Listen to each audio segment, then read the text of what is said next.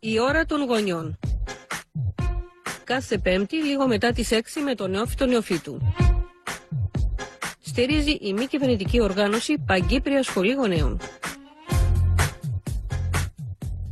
Την εκπομπή χορηγεί η Sitanet. Απόκτησε τώρα Sitanet για να επικοινωνείς με τους φίλους σου, να ψυχαγωγείσαι και να ενημερώνεσαι γρήγορα, αξιόπιστα και με ασφάλεια. Αν θες να ζητήσεις κάτι, φώναξε το δυνατά και θα πραγματοποιηθεί. Θέλω ένα τάμπλετ ή ένα λάπτοπ τελευταίας τεχνολογίας και σε προνομιακή τιμή. Αν έχεις σταθερή τηλεφωνία Sitanet και Sitavision, τώρα μπορείς να αποκτήσεις ένα τάμπλετ από 7,5 ευρώ το μήνα ή ένα λάπτοπ από 18,5 ευρώ το μήνα για 24 μήνες. Για περισσότερες πληροφορίες και αιτήσεις, επισκεφτείτε το www.sita.com.cy ή καλέστε το 132. Sita. Νιώσε κοντά, φτάσε μακριά.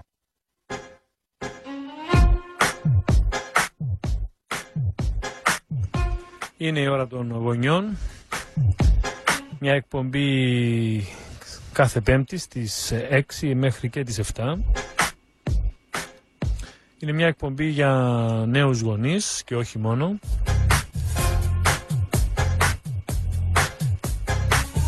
Σημερινός καλεσμένος ένας ψυχολόγος που έχει να πει πολλά, μα πάρα πολλά. Είναι ο νεόφυτος ο Χαραλάμπους, ο οποίος σπούδασε παιδαγωγικά, νομική και ψυχολογία σε πανεπιστήμια της Αμερικής και της Ελλάδας.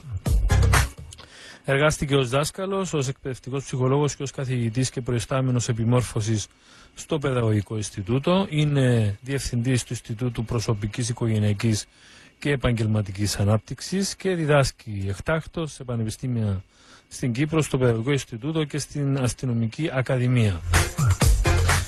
Έχει πραγματοποιήσει εκατοντάδες ομιλίες σε γονείς στην Κύπρο και στην Ελλάδα και οργανώνει σεμινάρια και εργαστήρια για γονείς, εκπαιδευτικούς και επιχειρηματίες. Παρέχει επίσης συμβουλευτικές υπηρεσίες σε άτομα, ζευγάρια και γονείς και είναι συγγραφέας 8 βιβλίων. Είναι επιστημονικός υπεύθυνος του προγράμματος R&D που τελεί υπό την αιγίδα του Παρατηρητηρίου για τα παιδιά του Υπουργείου Δικαιοσύνης και Δημόσιας Τάξης. Έχει και άλλα, θα τα πούμε στην πορεία. Πολλά είπες. Καλώς όρισες κύριε Χαραλάμπου. Ευχαριστώ νεοφύτε, να είστε καλά. Λοιπόν, έχετε αρκετή επαφή και με γονείς και με παιδιά και με εκπαιδευτικούς, αφού ήσασταν για χρόνια εκεί στο παιδαγωγικό. Σημερινό θέμα της εκπομπής, κυρίες και κύριοι, ο τίτλος της εκπομπής καλύτερα, μεγαλώνοντας τα παιδιά μας με αξίες ζωής. Και η πρώτη ερώτηση είναι ποιες είναι αυτές οι αξίες ζωής και αν εξακολουθούν να υφίστανται ως αξίες ή παρουσιάζουν κάποια προβλήματα. Μάλιστα. Αγαπητέ νεόφυτε, να ευχαριστήσω πρώτα για την πρόσκληση να είμαι εδώ μαζί σας. Ευχαριστώ και τον Άστρα που με καλεί εδώ σε αυτή την εκπομπή, αλλά και την Παγκύπρια Σχολή Γονέων για αυτή την πρόσκληση, τη συνεργασία που έχετε, γιατί τη θεωρώ πάρα πολύ σημαντική. Τα μέσα μαζικής επικοινωνίας διαδραματίζουν ένα πολύ σημαντικό ρόλο στη διαμόρφωση κουλτούρας ενός λαού, μιας κοινωνίας, και πιστεύω τέτοιες αναβαθμισμένες εκπομπές πρέπει να γίνονται πιο συχνά και από όλα τα κανάλια. Η Παγκύπρια Σχολή Γονέων έχει μια εξαίρετη προσφορά σε αυτό τον τομέα της επιμόρφωσης των γονιών, της εκπαίδευσης των γονιών, όχι μόνο των νέων γονιών και των παλιότερων. Οι γιαγιάδες και οι παππούδες έρχονται πολλές φορές στις ομιλίες μας, στις διαλέξεις μας, αλλά και υποψήφιοι γονείς, γιατί χρειαζόμαστε πολύ περισσότερο σε αυτό το επίπεδο, την πρόληψη περισσότερο παρά την θεραπεία, λέμε, στη συνέχεια. Λοιπόν, το θέμα που επιλέξαμε να κουβεντιάσουμε απόψε είναι οι αξίες της ζωής, μεγαλώνοντας τα παιδιά μας με αξίες της ζωής. Θα πρέπει να αναφέρω ότι το ενδιαφέρον μου για τις αξίες ξεκίνησε πριν 6-7 χρόνια, γιατί μέσα από την επαφή, αυτή την τριγωνική αν θέλει σχέση που ανέπτυξα με γονείς, εκπαιδευτικούς και μαθητές, προέκυψε ως ανάγκη. Μιλώντας με εκπαιδευτικούς, μιλώντας με μαθητές και με γονείς κάθε βράδυ, κάθε μέρα, διαπίστωσα ότι υπάρχει μια ανάγκη και σε προσωπικό επίπεδο αλλά και σε κοινωνικό επίπεδο. Υπάρχει και προσωπική ατομική παθολογία και κοινωνική παθολογία. Εγώ ανάγω όλα αυτά τα προβλήματα και προσωπικά σήμερα του Κύπριου πολίτη, αλλά και της κοινωνίας μας στο θέμα των αξιών. Όλοι μιλάνε σήμερα για κρίση. Είναι η λέξη που ακούγεται ίσως περισσότερο από κάθε άλλη καθημερινά. Μόνο που περιορίζεται η κρίση στην οικονομική. Η δική μου αντίληψη και αυτά είναι ότι είναι αποτέλεσμα η οικονομική κρίση άλλων κρίσεων και βασικά της κρίσης των αξιών και των θεσμών.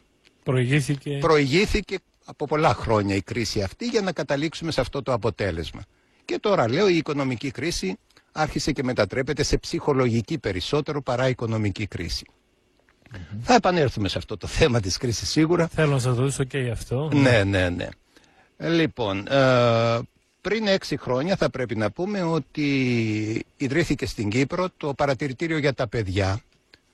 Όπως αντιλαμβάνεστε έχει ρόλο ό,τι έχει σχέση με το παιδί. Δικαιώματα του παιδιού, προστασία του παιδιού και δράσεις που αφορούν το παιδί. Με κάλεσε η πρόεδρος του, η κυρία Βασιλιάδου η Μαρία, να συνεισφέρω κι εγώ ως παιδαγωγός, ως ψυχολόγος σε αυτή την προσπάθεια που ξεκίνησε και βρήκα μια θαυμάσια ευκαιρία να καταθέσω τη δική μου πρόταση, ένα πρόγραμμα εκπαίδευσης χαρακτήρα με βάση 12 πυρηνικές αξίες που πιστεύω αποτελούν το θεμέλιο του καλού χαρακτήρα. Ποιες είναι αυτές οι αξίες? Είναι η αγάπη φυσικά, είναι η υπευθυνότητα, είναι η ειρήνη, εσωτερική ειρήνη πρώτα και ύστερα εξωτερική, η απλότητα, η τόλμη, η ελευθερία. Άλλες 6 διαπροσωπικές αξίες έχουμε βάλει στο πρόγραμμα, είναι η συνεργασία, είναι ο σεβασμός, είναι η προσφορά, η δικαιοσύνη, η ηγεσία και η πολιτότητα. Καινούρια έννοια, η έννοια της πολιτότητας, το να είσαι ενεργός πολίτης, το θέλουμε πάρα πολύ, ιδιαίτερα σε μια εποχή που παρατηρείται παθητικότητα και αποστασιοποίηση από την πολιτική ζωή. Ή ενεργός μαθητής. Ενεργός μαθητής. Μα ξεκινάει από εκεί σίγουρα. Γι' αυτό ξεκινάμε από πολύ νωρίς από τα... Μου έρχεται τώρα στο μυαλό μια έρευνα κοινωνιολόγων που έλεγε εκεί και όπου υπάρχει πολιτότητα σε σχολεία, όπου δηλαδή οι μαθητές θεωρούν δικό τους αντικείμενο το σχολικό χώρο, τον έχουν βάψει, τον έχουν φυτέψει, αυτά δεν υπάρχουν προβλήματα. Έτσι ακριβώς. Μα γι' αυτό η προσπάθειά μας είναι να ξεκινήσουμε την πολιτότητα από πολύ νωρίς. Και ποιους εκλέγεις μέσα στην τάξη σου, με ποια κριτήρια κάνεις επιλογές ηγετών, μαθητικών ηγετών, για να καταλήξουμε ύστερα και στην επιλογή της ηγεσίας σε πολιτικό επίπεδο, σε κοινωνικό επίπεδο. Γιατί τώρα γιατί ασχολούμαστε με τις αξίες? Γιατί θεωρώ, αγαπητέ μου νεόφοιτε, ότι αποτελούν την πυξίδα του κάθε ανθρώπου, γιατί αυτές οι αξίες είναι που καθορίζουν τις σκέψεις, τα συναισθήματα και τις συμπεριφορές μας. Πίσω από κάθε πράξη, κάθε συμπεριφορά, πιστεύω υπάρχει η αξία. Το πώς ξοδεύω τα λεφτά μου, έτσι, το πώς γεμίζω το χρόνο μου, το τι παρέα κάνω, τι φίλους κάνω, οι επιθυμίες μου, οι προτεραιότητές μου, οι στόχοι που θέτω στη ζωή μου, έχουν σχέση σίγουρα με τις αξίες. Άρα πρέπει να πάμε πιο βαθιά, λέω, αντί να πάμε πυροσβεστικά για να σβήσουμε πυρκαγιές και να θεραπεύσουμε προβλήματα, καλύτερα να λειτουργήσουμε προληπτικά. Πρέπει να σας πω ότι το παρατηρητήριο για τα παιδιά αμέσως υιοθέτησε την πρόταση αυτή με πολύ ενθουσιασμό, την έκανε το πρόγραμμα αρετή, δικό του πρόγραμμα, και με τη στήριξη του Υπουργείου Δικαιοσύνης και Δημόσιας Τάξης αυτό το πρόγραμμα εφαρμόζεται τώρα με πολλή επιτυχία, με μεγάλη επιτυχία για 6 χρόνια, και από αυτό πέρασαν μερικές εκατοντάδες παιδιά, αρκετές εκατοντάδες παιδιά, πέρα από 2.000 μαθητές και μαθήτριες, αρκετοί γονείς, γιατί το πρόγραμμα αφορά και τους γονείς και τους εκπαιδευτικούς και τους μαθητές. Άρα οι αξίες ζωής είναι και στάση ζωής. Ασφαλώς. Και διαμορφώνουν και τις στάσεις μας και τις πράξεις μας. Η ερώτηση είναι πόσο εύκολα αυτά μαθαίνονται ή πρέπει να μεταδίδονται από τη στάση της οικογένειας ολόκληρης. Δηλαδή αυτό το πράγμα μαθαίνεται ή μεταδίδεται από μια στάση ζωής γενικότερα. Το σίγουρο, νεόφοιτε μου, είναι ότι δεν διδάσκονται οι αξίες. Δεν διδάσκονται οι αξίες με παραδοσιακούς τρόπους, έτσι, ούτε με κηρύγματα, ούτε με κατηχητικά. Έτσι, δεν είναι θέμα κατήχησης, δεν είναι θέμα διδασκαλίας οι αξίες. Είναι βιώματα, μόνο βιωματικά μαθαίνονται οι αξίες και εμπεδώνονται. Σίγουρα η οικογένεια έχει ένα πάρα πολύ σημαντικό ρόλο να επιτελέσει. Συνήθως οι γονείς, λέμε, διδάσκουν με το δικό τους παράδειγμα. Δεν μπορεί να απαιτήσει υπευθυνότητα από το παιδί σου και να είσαι ανεύθυνος γονιός. Δεν μπορεί να απαιτήσει σεβασμό και να σε βλέπουν εσένα να μη σέβεσαι είτε τη μάνα τους είτε τα ίδια τα παιδιά. Είναι σημαντικό λοιπόν η οικογένεια να παίξει ένα πρώτο ρόλο, αποφασιστικό ρόλο στη διαμόρφωση των αξιών. Με τη δημιουργία κουλτούρας μέσα στο σπίτι, είτε κουλτούρας συνεργασίας, κουλτούρας δημοκρατικής κουλτούρας μέσα στο σπίτι, όσον αφορά λήψη αποφάσεων, έτσι, αλλά και το όλο ψυχολογικό κλίμα της οικογένειας, πόσο θετικό ή αρνητικό είναι, επηρεάζει σίγουρα τη διαμόρφωση των αξιών. Δεν είναι μόνο η οικογένεια όμως, να μην τα φορτώσουμε όλα στους γονείς, λέω. Είναι και η εκπαίδευση, το σχολείο σίγουρα έχει ένα πολύ επίσης σημαντικό ρόλο να διαδραματίσει στο θέμα ηθικής ανάπτυξης των παιδιών, γιατί παλιότερα, ξέρεις, υπήρχε μια σύγχυση ότι το ηθικό κομμάτι της ανάπτυξης είναι περισσότερο των γονιών ή της εκκλησίας ή ξέρω εγώ οποιοδήποτε άλλο. Εγώ λέω όλοι οι παράγοντες της αγωγής, και το σχολείο σίγουρα είναι σημαντικότατος παράγοντας, πρέπει και αυτός να διαδραματίσει σημαντικό ρόλο.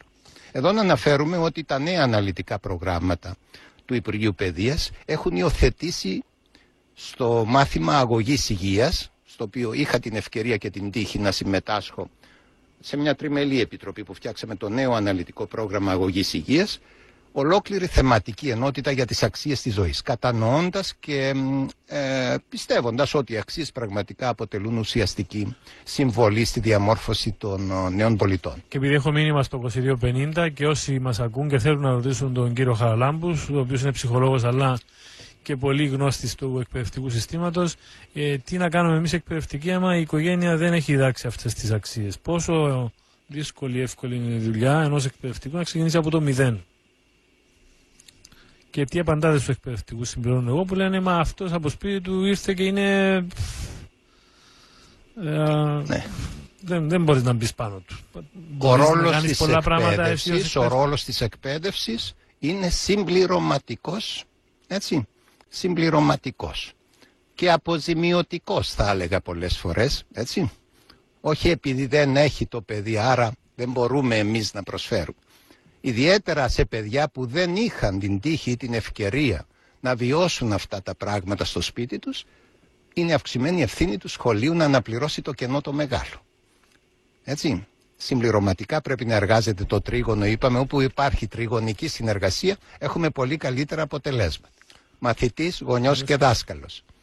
Τριγωνική συνεργασία. Άρα μπορεί, μας λέτε, το σχολείο να παίξει. Και έχω παραδείγματα πολλά όπου εφαρμόζονται τα προγράμματα αυτά, έχουμε εξαιρετικά αποτελέσματα. Αξιολογούνται τα προγράμματα αυτά κάθε χρόνο και πριν και μετά την εφαρμογή τους, είναι πιλωτικά ερευνητικά προγράμματα και σίγουρα έχουμε εξαιρετικά αποτελέσματα όσον αφορά την αυτοεκτίμηση των παιδιών, όσον αφορά χαρακτηριστικά προσωπικότητα, συμπεριφορές και στάση ζωής.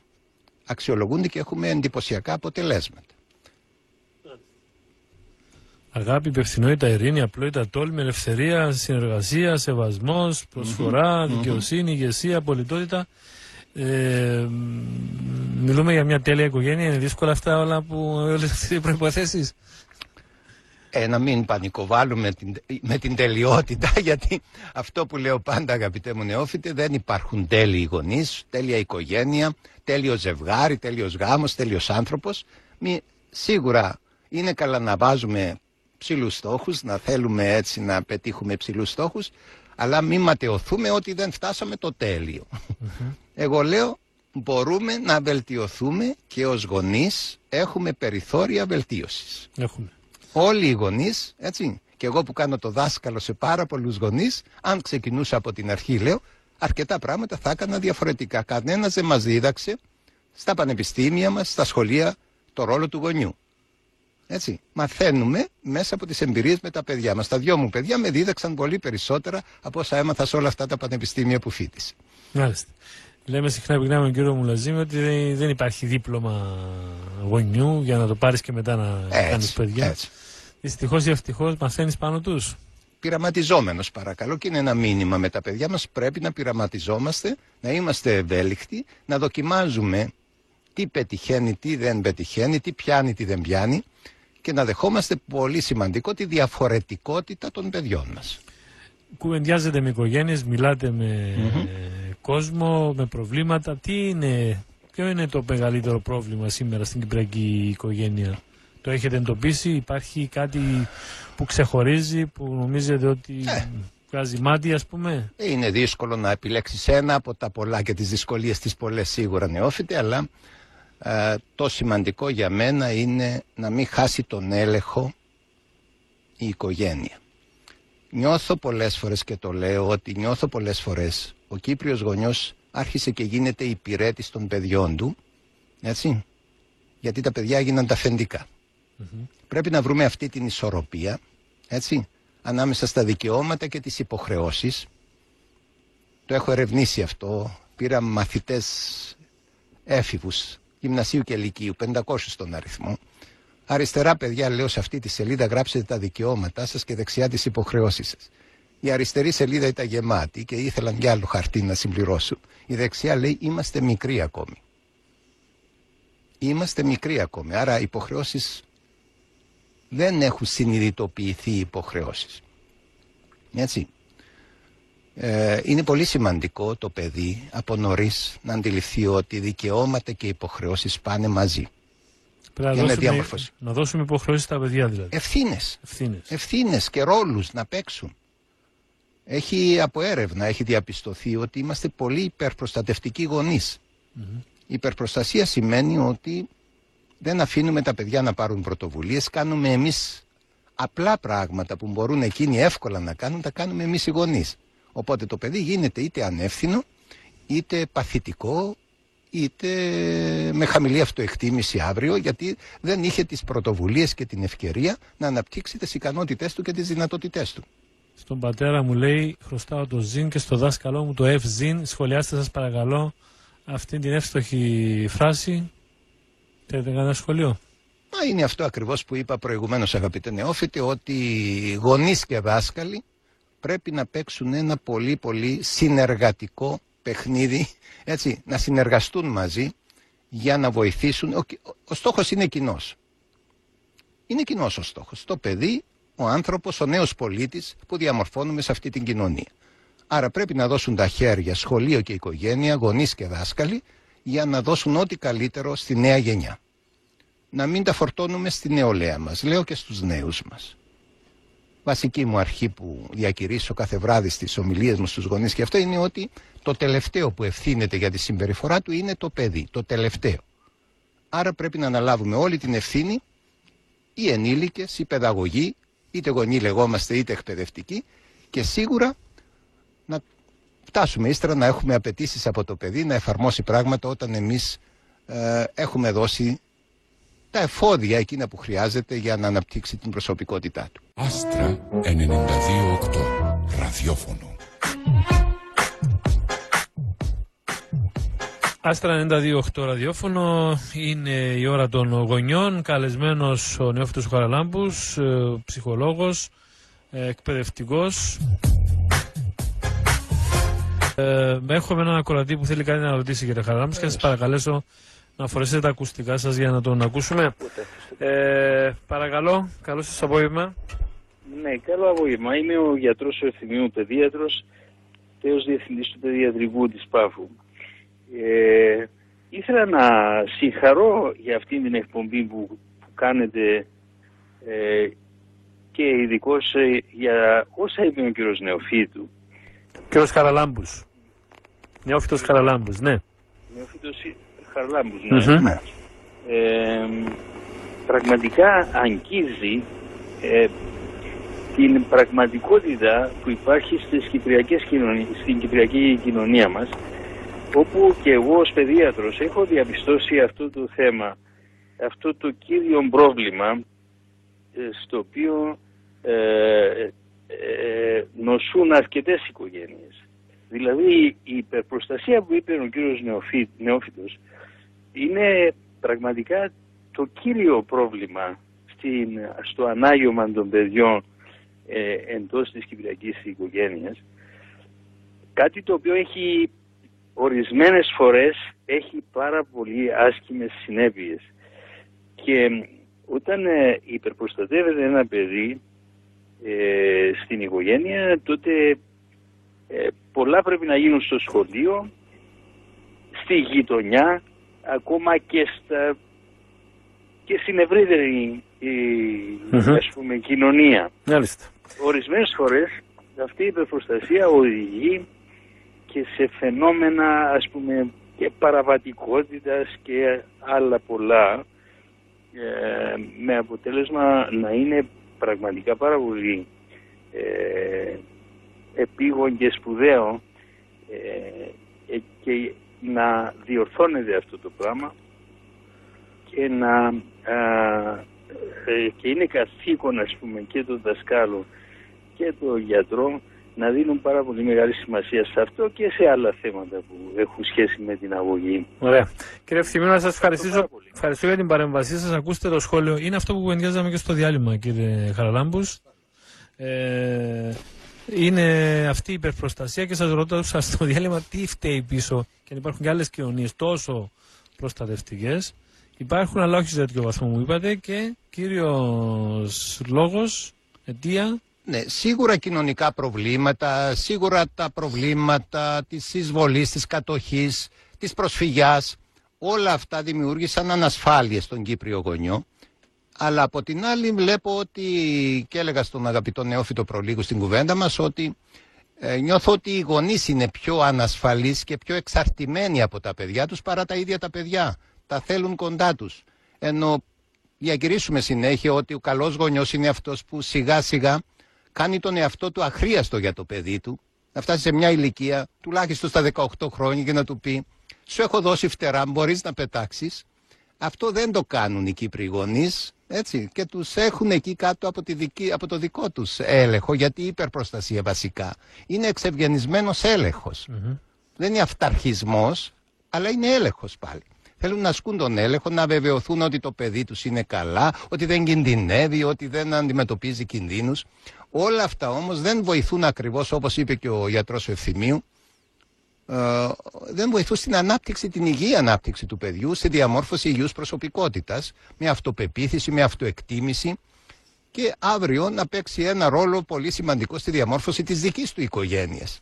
Έλεγα συγκεκριμένα το παράδειγμα 2 παιδιών υπερπροστατευμένων που παντρεύονται στο μέλλον. Πώς θα συμπεριφέρονται ο ένας τον άλλο. Εξού και τα διαζύγια. Εξού και αρκετά προβλήματα στις σχέσεις των ζευγαριών και τα διαζύγια φυσικά που αυξάνονται με ανησυχητικούς ρυθμούς. Και λέγαμε για μητέρες οι οποίες βγάζουν σκοπιά με τους στρατιώτες τους γιους. Έτσι ακριβώς, γράφουν τις εκθέσεις των παιδιών τους στο Λύκειο παρακαλώ ή στο Γυμνάσιο. Έτσι. Και πολλά άλλα. Μάλιστα. Αλλά να μην μείνουμε μόνο στους υπερπροστατευτικούς γονιούς, γιατί υπάρχουν και αδιάφοροι γονείς, υπάρχουν και εχθρικοί, επιθετικοί, απορριπτικοί γονείς, είναι μια άλλη κατηγορία γονιών. Εξίσου, ναι, όπως η βία για παράδειγμα, η βία που ακούμε στα σχολεία, στα γήπεδα, όλα αυτά μπορεί να προκύπτει από απορριπτικούς γονιούς, εχθρικούς, που δεν συμπεριφέρονται μάλλον με βία, είτε λεκτική είτε και σωματική ακόμη. Γιατί χάσαμε την νόρμα των μέσων και έχουμε από τη μια πολύ προστατευτικούς, αδιάφορους από την άλλη. Κάπου χάθηκε το μέτρο. Αυτό είναι το ζητούμενο. Αυτό είναι το ζητούμενο. Το ζητούμενο σίγουρα είναι ο στοργικός και ο διαλεκτικός γονιός. Να αγαπάς το παιδί σου, να διαλέγεσαι μαζί του, ανοιχτά τα κανάλια επικοινωνίας και του διαλόγου, να συναποφασίζουμε με τα παιδιά μας ως γονείς, μαζί να θέτουμε τα όρια, να συναποφασίζουμε τα όρια μαζί, με συναπόφαση και συνεξέλιξη. Εκεί είναι το ζητούμενο. Πολλές φορές όμως, ξέρεις, αυτό που συμβαίνει είναι ο ένας γονιός να συμπεριφέρεται με άλλο στυλ, να είναι επιθετικός για παράδειγμα ή αδιάφορος, που αναγκάζει τον άλλο γονιό να γίνεται υπερπροστατευτικός για να καλύψει το κενό του αδιάφορου ή του επιθετικού γονιού. Εδώ είναι που χρειάζεται συνέπεια, έτσι, κοινή στρατηγική μεταξύ των δύο γονιών, να μην χτίζει ο ένας και να χαλάει ο άλλος. Αυτό είναι πάρα πολύ σημαντικό για να πετύχεις οποιασδήποτε αλλαγές στη διαμόρφωση της συμπεριφοράς και της προσωπικότητας και του χαρακτήρα. Χρειάζεται μια σταθερή, συνεπής και κοινή στρατηγική και πολιτική. Και σίγουρα αυτό, αν συμβαίνει και μεταξύ σχολείου και οικογένειας, ακόμη καλύτερα, να υπάρχει συντονισμός στις επιδιώξεις και τους στόχους. Ασχολείστε με τη συναισθηματική μάθηση. Ναι. Τι είναι η συναισθηματική μάθηση? Ναι, είναι ένα άλλο κεφάλαιο μεγάλο, το οποίο έχει ενταχθεί και στα καινούργια αναλυτικά προγράμματα, μαζί με τις αξίες. Μια άλλη μεγάλη θεματική ενότητα είναι η συναισθηματική εκπαίδευση. Ότι πέραν από τις γνώσεις, ξέρετε, το παραδοσιακό σχολείο στοχεύει πάρα πολύ στον γνωσιολογικό τομέα, τον νοητικό, την νοητική ανάπτυξη. Όμως το παιδί πρέπει να το δούμε στις 5 του διαστάσεις. Η ανάπτυξη έχει 5 διαστάσεις. Αυτό το μοντέλο της ολιστικής ανάπτυξης έχουμε υιοθετήσει στα νέα αναλυτικά προγράμματα. Είναι σωματική ανάπτυξη, είναι νοητική, συναισθηματική, κοινωνική και ηθική. Η ηθική καλύπτεται με τις αξίες. Το άλλο κομμάτι, πιστεύω, που ήταν παραμελημένο και στην εκπαίδευσή μας, αλλά και η οικογένεια δεν του έδινε τόση μεγάλη σημασία. Τα συναισθήματα ήταν μια παραμελημένη περίπτωση. Ζηλεύει το παιδί, άστο να ζηλεύει, θα του περάσει. Έτσι. Δεν είναι έτσι απλά τα πράγματα. Πρέπει να ασχοληθούμε και με το συναίσθημα, το οποίο επηρεάζει σίγουρα και την ανάπτυξη την νοητική. Υπάρχει αλληλεπίδραση μεταξύ των 5 αυτών, όπως τους ονομάζω, των 5 διαστάσεων της ανάπτυξης. Δεν πάει ανεξάρτητα η νοητική από τη συναισθηματική, την κοινωνική και την ηθική ανάπτυξη. Γι' αυτό δώσαμε μεγάλη σημασία και στη συναισθηματική ανάπτυξη και στη ανάπτυξη της συναισθηματικής νοημοσύνης περισσότερο, που είναι σίγουρα η αυτογνωσία, να γνωρίζω τα συναισθήματά μου, να μπορώ να ελέγχω τα συναισθήματά μου όπως τα αρνητικά συναισθήματα όλα, να αναπτύσσω περισσότερα θετικά συναισθήματα παρά αρνητικά, να μπορώ να μπω στη θέση του άλλου και να γνωρίσω τα δικά του, να αναγνωρίζω τα δικά του συναισθήματα, μια συναίσθηση όπως τη λέμε, το empathy. Είναι πάρα πολύ σημαντική κοινωνική δεξιότητα ο γονιός να μπαίνει στη θέση του παιδιού του, το παιδί όμως να μπαίνει και στη θέση των γονιών του, να βάζει ο ένας στη θέση του άλλου. Και αν την είχε όλη η κυπριακή κοινωνία αυτή τη νέα συνέστηση, θα είχαμε λυμμένα πολλά προβλήματα. Βέβαια, και οικογενειακά και κοινωνικά προβλήματα. Το να μπορείς να κατανοείς τα συναισθήματα του άλλου, όχι μόνο έτσι αντιληπτικά να τα αντιληφθώ, αλλά μετά πρέπει να δράσω για να βοηθήσω τον άλλον που έχει ανάγκη. Στεναχωριέμαι γιατί η ώρα έχει περάσει. Μας μένουν μόνο 5 λεπτά. Είναι η περίοδος των Χριστουγέννων και θέλω να υποσχεθεί ότι θα ξαναρθείτε σε μια εκπομπή. Εγώ σας υπόσχομαι. Λοιπόν, θα περιμένω την επόμενη πρόσκληση, νεόφιλε, γιατί ήταν λίγος χρόνος σίγουρα για να καλύψουμε ένα τόσο μεγάλο θέμα και τόσο επίκαιρο. Ναι. Είναι πάρα πολλά που έχω να ρωτήσω, αλλά δεν μπορώ γιατί δεν προλαβαίνουμε. Να κλείσουμε με κάτι. Μάλλον να πω ότι είχαμε προχθές μαθητές εδώ πέρα της ΨΕΜ και έλεγαν οι μαθητές ότι εμείς θέλουμε από τους καθηγητές μας όχι μόνο το μάθημα, θέλουμε και άλλα πράγματα. Θέλουμε να μιλάμε μαζί τους, να μας στέλνουν και άλλα μηνύματα, μας δίνουν απορίες. Έχουμε προβλήματα στο σπίτι. Θέλουμε έναν άνθρωπο που να μας πει και 5 πράγματα παραπάνω από αυτό που είναι ετοιμασμένο να έρθει μέσα στην τέξη. Και με τα νέα αναλυτικά προγράμματα που είστε εμπλεκόμενος, υπάρχει χρόνος να επικοινωνήσουν κι άλλως πως οι εκπαιδευτικοί με τους μαθητές τους? Το πρόβλημα του χρόνου είναι πολύ πιεστικό. Σίγουρα το μόνιμο παράπονο των εκπαιδευτικών με τους οποίους επικοινωνώ είναι η πίεση του χρόνου και η πίεση της ύλης. Προσπαθήσαμε με τα νέα αναλυτικά προγράμματα, ειδικά με το πρόγραμμα αγωγής υγείας, στο οποίο συμμετείχα, να απαλλάξουμε από αυτό το άγχος της ύλης. Πάμε στην πυρηνική γνώση, λέμε, την βασική γνώση, έτσι, στην ποιοτική περισσότερο παρά στην ποσοτική. Άρα επιλεκτικά ο κάθε εκπαιδευτικός πρέπει να επικεντρωθεί σε βασικά μηνύματα, καλύτερα λίγα και καλά να εμβαθύνουμε σε αυτά τα βασικά που είναι για μένα οι αξίες πάρα πολύ σημαντικό, και η συναισθηματική εκπαίδευση, ειδικά στην εποχή μας, με τα τόσα ψυχολογικά προβλήματα που αντιμετωπίζουμε. Εδώ είναι οι προτεραιότητές μας, είναι θέμα προτεραιοτήτων. Χρόνος δεν υπάρχει, εγώ πιστεύω όμως ο κάθε εκπαιδευτικός στο μάθημά του μπορεί να εμπλέξει και τις αξίες και τη συναισθηματική εκπαίδευση σε όλα τα μαθήματα. Άρα είναι θέμα διαθεματικό, δεν είναι θέμα μαθημάτων. Είναι οι αξίες και τα συναισθήματα πρέπει να ειδωθεί και να αντιμετωπιστεί ως διαθεματικό. Αφορά τον κάθε καθηγητή, όπως αφορά φυσικά και τον κάθε γονιό. Τι λέει ο κ. Χαράμπους για την οικονομική κρίση και πώς πρέπει εμείς οι εκπαιδευτικοί να αντιδράσουμε? Ερώτηση από εκπαιδευτικό. Από εκπαιδευτικό. Είμαι από τους ανθρώπους που βλέπουν την οικονομική κρίση με πολύ θετικό μάτι. Όσο παράξενο και να ακούγεται, είμαι της θετικής ψυχολογίας και πιστεύω ότι μέσα από τις κρίσεις δεν υπάρχει περίπτωση να μην βγουν θετικά πράγματα. Το πρώτο θετικό που βλέπω είναι να αναθεωρήσουμε τις αξίες μας, γιατί κάπου δώσαμε βάρος σε αξίες που πιστεύω δεν μας βοήθησαν και φτάσαμε σε αυτά τα χάλια. Ξεφύγαμε. Ξεφύγαμε, ναι. Η ιεράρχηση των προτεραιοτήτων μας θα είναι ένα καινούριο δεδομένο. Θα μας αναγκάσει, πιστεύω, να ζήσουμε πιο απλή ζωή, να ξαναγυρίσουμε κοντά στη φύση. Ήμουν πρόσφατα στην Ελλάδα, στη Βόρεια Ελλάδα, και άκουγα κόσμο που εγκαταλείπει την Αθήνα με τη μιζέρια της και πάει, λέει, γιατί είχα στρεμματάκια, κάποια στρεμματάκια στην Βόρεια Ελλάδα. Και ρωτάνε για επιχορηγήσεις και πώς θα φυτέψουν και πώς θα παράξουν. Η απλότητα λοιπόν ως αξία θα αναβαθμιστεί, να μάθουμε να ζούμε πιο απλά, γιατί ήμασταν λαός και η Ελλάδα και η Κύπρος της υπερβολής και της κατάχρησης, της υπερκατανάλωσης. Έτσι. Θα μάθουμε να συνεργαζόμαστε και να προσφέρουμε ο ένας τον άλλο περισσότερο. Έχω στην γειτονιά μου ανθρώπους που πήγαιναν 5 αυτοκίνητα να πάρουν πρωί τους μαθητές στο γυμνάσιο. Ένα αυτοκίνητο πάει τώρα γιατί συνεργάζονται 5 άνθρωποι. Έτσι. Αυτά είναι από τα θετικά που θα προκύψουν και άλλα πολλά. Θα μπορούσα ώρες ολόκληρες. Ήμουνα στην Ελλάδα προχτές και μιλούσα για τη θετική προσέγγιση της κρίσης, βάζοντας το ίδιο το ακροατήριο να μου βρει όλα τα θετικά, και μου βρήκαν τουλάχιστον 30 θετικά πράγματα που βγαίνουν μέσα από την κρίση. Αισιόδοξα, η φιλοσοφία μου και η αρχή μου, αγαπητέ νεόφιτε, λέει τις δυσκολίες να τις κάνουμε ευκαιρίες. Πάντα. Και γονείς και σχολεία και κοινωνία, τη δυσκολία να την κάνουμε, να τη δούμε σαν ευκαιρία. Βλέπω στο παιδί μου μια δύσκολη συμπεριφορά, ανεπιθύμητη συμπεριφορά. Είναι ευκαιρία να διδάξω το παιδί μου δεξιότητες που δεν απέκτησε, να μάθει κάτι διαφορετικό. Και τελειώνω με κάτι που λέω και πραγματικά το πιστεύω. Ήταν ένα χωριό, λέει, προμενιόταν θύελα, ανεμοθύελα μεγάλη. Πανικός. Άρχισαν όλοι οι χωριανοί να χτίζουν τείχους, να προφυλαχτούν από τον άνεμο, τον καταστροφικό. Υπήρχαν και κάποιοι που έφτιαξαν ανεμόμυλους για να αξιοποιήσουν τον άνεμο και παρήγαγαν ενέργεια για το χωριό τους.